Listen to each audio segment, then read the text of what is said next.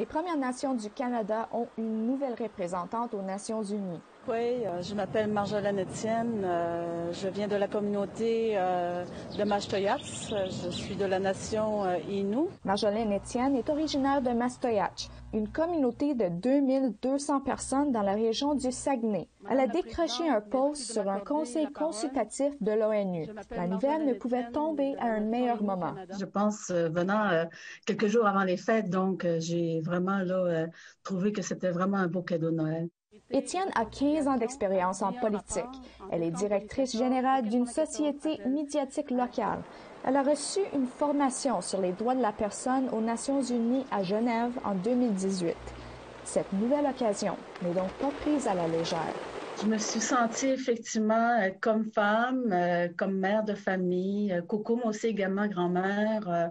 Tout cet aspect-là venait faire en sorte effectivement que je sentais dans moi que c'était une autre étape de ma carrière professionnelle que je passais. La Déclaration des Nations unies sur les droits des peuples autochtones fait actuellement l'objet d'un débat sur la scène fédérale. Le projet de loi C-15 vise à en faire une loi. Mais tout le monde n'est pas d'accord.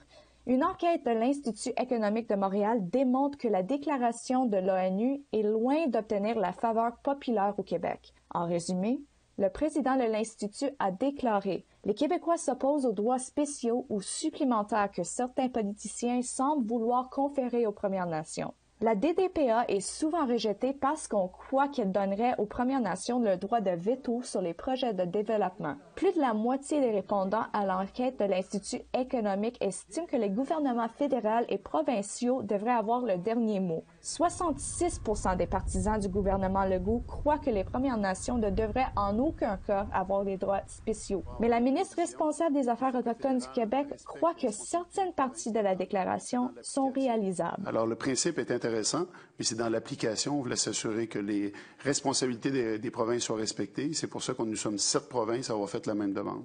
Cela étant dit, Étienne n'aurait pas à intervenir en faveur de la DDPA.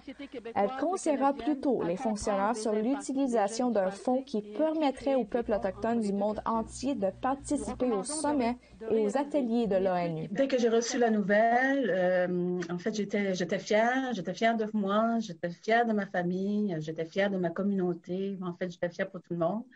Et puis, je trouvais effectivement que c'était un bel honneur et puis une belle reconnaissance aussi au niveau de cette annonce-là. La première réunion virtuelle pour Mme Etienne est prévue au mois de février. Lindsay Richardson, Nouvelle nationale de PTN, Montréal.